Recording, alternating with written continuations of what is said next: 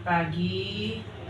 Terima kasih Bu sudah memberikan kesempatan saya dalam mewawancarai Ibu tentang dilema etika atau bujukan moral yang ada di sekolah Ibu.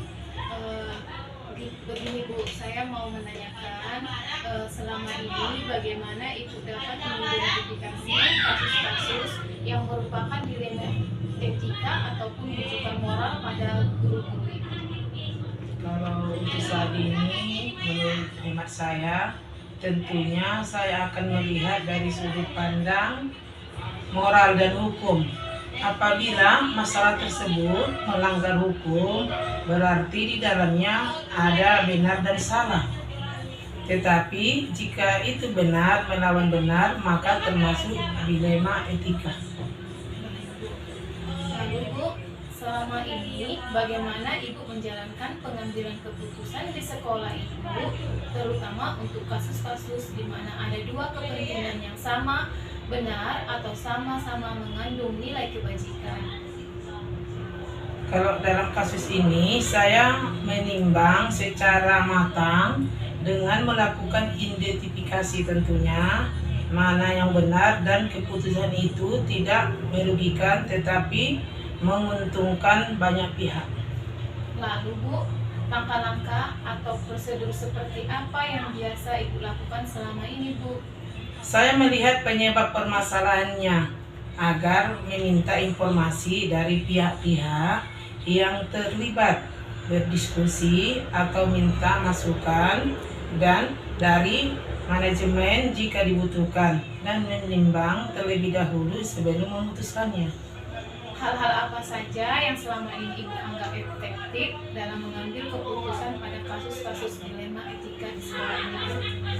Saya akan menganalisis kasusnya dan menentukan solusi dengan cepat, menyesuaikan norma dan aturan yang berlaku, dan tetap mengedepankan kepentingan umum atau kepentingan bersama. Berarti Ibu mementingkan kepentingan umum dulu ya Bu, Iya, daripada kepentingan kepribadian. pribadi. Baik Bu, selanjutnya pertanyaannya, hal-hal apa saja yang selama ini merupakan tantangan dalam pengambilan keputusan pada kasus-kasus dilema etika di sekolah ini Bu? Tantangannya adalah harus bisa mengambil keputusan yang terbaik karena keduanya benar dan harus menguntungkan kedua belah pihak serta tidak ada yang merasa dirugikan. Berarti harus diuntungkan ya, Tidak boleh dirugikan salah satu, harus dua-duanya merasa sama-sama berhak mendapatkan yang benar. Ibu, pertanyaan selanjutnya, apakah Ibu memiliki sebuah tata kala atau jadwal tertentu dalam sebuah penyelesaian kasus dilema etika? Apakah Ibu langsung menyelesaikan di tempat atau memiliki sebuah jadwal untuk penyelesaiannya? Bentuk atau prosedur seperti apa yang Ibu jalankan? Tergantung dari masalahnya. Jika termasuk masalah berat, maka saya harus segera memutuskan dan tetap melihat prosedur serta aturan dalam pengambilan keputusan tentunya. Oh, berarti Ibu kalau dia berat langsung Ibu kasih apa ya? Iya, langsung diselesaikan, diambil keputusan mana yang sebenarnya yang harus dilaksanakan. Adakah seseorang atau faktor apa saja yang selama ini mempermudah Ibu dalam pengambilan keputusan dalam kasus-kasus dilema etika ini? Dalam mengambil keputusan, saya sering melibatkan warga sekolah dan pihak-pihak yang terkait dalam penyelesaian masalah tersebut. Masalah agar tidak salah dalam mengambil keputusan, melibatkan yang berada di lingkup sekolah yang kita bina ini. Berarti Ibu harus berkolaborasi ya Bu ya? Ya, berkolaborasi dengan guru, dengan kepala sekolah, dengan TU, dan yang ada di ruang lingkup sekolah, yang berada di ruang lingkup sekolah kita. Atau bisa juga di luar sekolah ya Bu ya? Bisa, pandangannya bisa melihat apa yang terjadi di luar sebagai motivasi atau pandangan dalam memutuskan sesuatu yang benar. Dari semua hal yang telah disampaikan Ibu, pembelajaran apa yang dapat Ibu petik dari pengalaman Ibu mengambil keputusan dilema etika ini Bu? Saya merasa menjadi lebih bijaksana dalam menganalisa permasalahan untuk mengambil sebuah keputusan, di mana keputusan itu tidak boleh salah satu pihak merasa dirugikan. Jadi kita lebih kompeten mencari bagaimana apa yang harus dikerjakan, bagaimana cara penyelesaiannya dengan tidak ada saling merugikan salah satu pihak. Berarti kita harus adil ya Bu? Iya adil, iya tentunya. Terima kasih Bu atas wawancaranya. Semoga ini membuat salah satu motivasi saya untuk bisa menerapkannya pada diri saya ya Bu ya. Terima kasih Bu. Iya, semoga berhasil.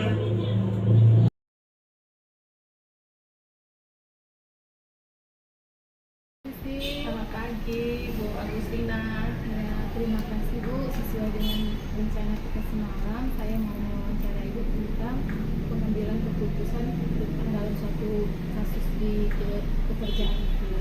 Di sini Bu, saya mau mengajukan pertanyaan kepada Ibu, bagaimana Ibu mengatasi masalah dalam pekerjaan Ibu, ya. Yang pertama, selama ini bagaimana Ibu dapat mengidentifikasi kasus-kasus yang merupakan dilema etika ataupun bujukan moral pada guru Ibu?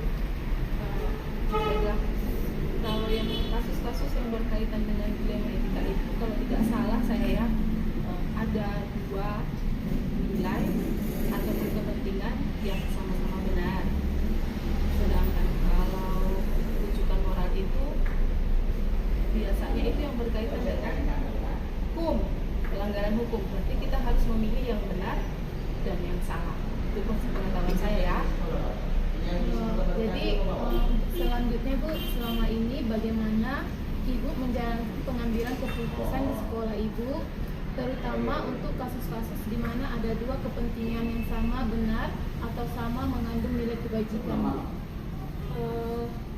Kalau saya mendapati kasus seperti itu, saya pertama sekali itu harus mengidentifikasi masalah tersebut, karena ada dua nilai dan kepentingan yang sama-sama benar kan. Jadi untuk pengambilan keputusannya itu saya utamakan yang mengutamakan kepentingan umum. Terus bagaimana langkah-langkah atau prosedur seperti apa yang bisa Ibu lakukan selama ini? Langkah-langkahnya ya, sewaktu saya mau menganalisis masalah tersebut, saya mencari terlebih dahulu orang-orang yang terkait dalam masalah tersebut, lalu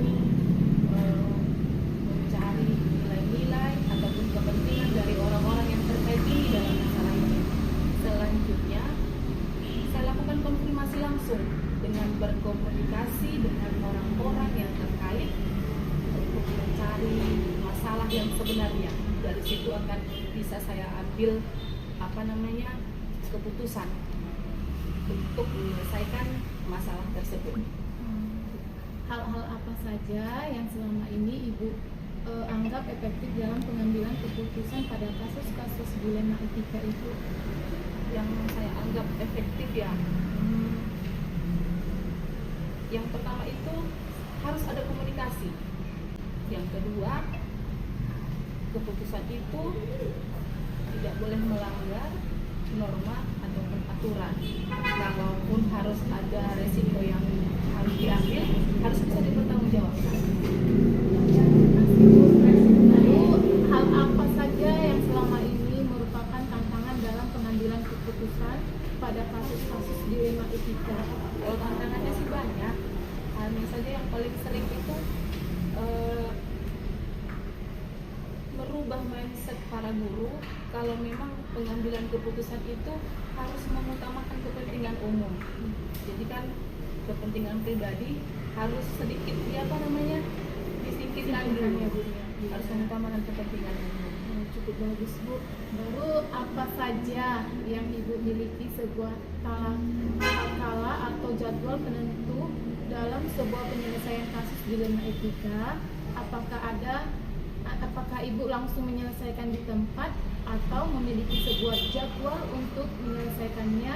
Bentuk atau prosedur seperti apa yang Ibu jalankan? Tergantung masalahnya. ada masalah itu yang memang harus ditangani langsung di tempat dengan mengkonfirmasi langsung kepada orang terkait. Tapi ada memang masalah itu yang memang butuh proses, seperti dilakukan pengamatan dulu, baru dikonfirmasi, baru melakukan semacam pendekatan persuasif, tergantung masalahnya. Adakah seseorang atau faktor-faktor apa yang selama ini mempermudah atau membantu ibu dalam mengambil keputusan dalam kasus dilema etika ibu? Biasanya untuk menyelesaikan masalah-masalah di sekolah ini, apalagi yang terkait dilema kasus, dilema etika yang maksudnya, saya melibatkan guru-guru yang berkompeten. Dalam beberapa kasus, saya melibatkan pengawas dan komite. Itu yang paling sering menjadi teman saya untuk menyelesaikan kasus di sekolah. Dari semua hal yang yang telah ibu sampaikan, pembelajaran apa yang ibu praktik dari pengalaman ibu mengambil keputusan dilema etika tersebut, Bu? Pembelajaran ya. Iya. Pembelajaran yang bisa saya ambil untuk menyelesaikan suatu masalah itu harus terlebih dahulu dianalisis. Iya, dianalisis. Iya. Lalu pengambilan keputusannya harus mengutamakan teman saya untuk menyelesaikan kasus di sekolah. Dari semua hal yang telah ibu sampaikan, pembelajaran apa yang ibu praktik dari pengalaman ibu mengambil keputusan dilema etika tersebut, Bu? Pembelajaran ya. Iya. Pembelajaran yang bisa saya ambil untuk menyelesaikan suatu masalah itu harus terlebih dahulu dianalisis. Iya, dianalisis. Iya. Lalu pengambilan keputusannya harus mengutamakan kepentingan umum, Kepentingan pribadi ya, Bu, ya. kepentingan pribadi. Jadi Bu, terima kasih atas wawancaranya. Di sini saya berterima kasih kepada Ibu sudah memberi kesempatan kepada saya. Semoga kegiatan dalam Ibu penyelesaian kasus-kasus selanjutnya Ibu bisa lebih mementingkan kepentingan umum daripada pribadi ya, Bu, ya. Terima kasih, Bu. Sama-sama Bu Agustina.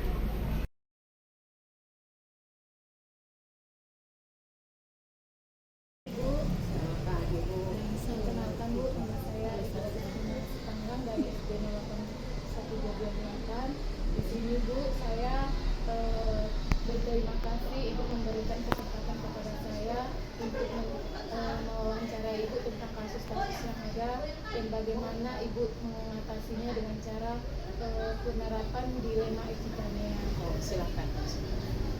Untuk pertanyaan saya, Bu, selama ini bagaimana Ibu dapat mengidentifikasi kasus-kasus yang merupakan dilema etika atau rujukan moral pada guru?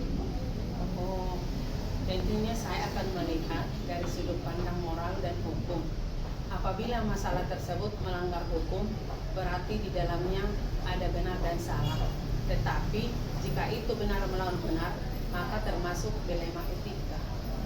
Selama ini bagaimana Ibu menjalankan pengambilan keputusan di sekolah Ibu, terutama untuk kasus-kasus di mana ada dua kepentingan yang sama-sama benar atau sama-sama mengandung nilai kebajikan? Pertama, saya menimbang secara matang dengan melakukan identifikasi mana yang benar dan keputusan itu tidak merugikan tetapi menguntungkan banyak pihak. Lalu langkah-langkah apa, prosedur seperti apa yang bisa Ibu lakukan selama ini, Bu? Saya melihat penyebab permasalahannya dulu, meminta informasi dari pihak-pihak yang terlibat, berdiskusi atau minta masukan dari manajemen jika dibutuhkan, dan menimbang terlebih dahulu sebelum memutuskan. Hal-hal apa saja yang selama ini Ibu anggap efektif dalam pengambilan keputusan pada kasus-kasus dilema etika ini? Saya akan menganalisis kasus yang menentukan solusi dengan tetap menyesuaikan norma aturan yang berlaku dan tetap mengedepankan kepentingan umum. Lanjut, Bu, hal-hal apa saja yang selama ini merupakan tantangan dalam pengambilan keputusan pada kasus-kasus dilema etika di sekolah ini? Tantangan adalah harus bisa mengambil keputusan yang terbaik karena keduanya benar dan harus menguntungkan kedua belah pihak serta tidak ada yang dirugikan. Ya. Iya. Lalu Bu, apakah Ibu memiliki sebuah kata-kala atau jadwal tertentu dalam sebuah penyelesaian kasus dilema etika? Apakah Ibu langsung menyelesaikan di tempat atau memiliki sebuah jadwal untuk menyelesaikannya? Bentuk atau prosedur seperti apa yang Ibu jalankan di sekolah? Tergantung. Sebuah penyelesaian kasus dilema etika, apakah Ibu langsung menyelesaikan di tempat atau memiliki sebuah jadwal untuk menyelesaikannya? Bentuk atau prosedur seperti apa yang Ibu jalankan di sekolah? Tergantung dari masalahnya. Jika termasuk masalah berat, maka saya harus segera memutuskan dan tetap melihat prosedur serta aturan dalam pengambilan keputusan supaya jangan ada pihak yang dirugikan. Adakah seseorang atau faktor-faktor apa yang selama ini mempermudah atau membantu Ibu dalam mengambil keputusan dalam kasus-kasus dilema etika ini? Dalam pengambilan keputusan, saya sering melibatkan warga sekolah dan pihak-pihak yang terkait dalam menyelesaikan masalah agar tidak ada salah mengambil keputusan. Jadi, dari semua hal yang telah disampaikan Ibu, pembelajaran apa saja yang dapat Ibu petik dari pengalaman Ibu untuk mengambil keputusan dilema etika ini, Bu? Saya memetiknya, saya menjadi bijaksana dalam menganalisa permasalahan untuk mengambil satu keputusan. Berarti Ibu lebih bijaksana ya, Bu ya? Iya, harus bijaksana biar jangan ada pihak yang rugi. Terima kasih Bu, jika mau saya wawancarai tentang kasus dilema etika di sekolah Ibu. Semoga kedepannya saya bisa menerapkan pada diri saya ya Bu ya. Terima kasih. Terima kasih Bu. Jaga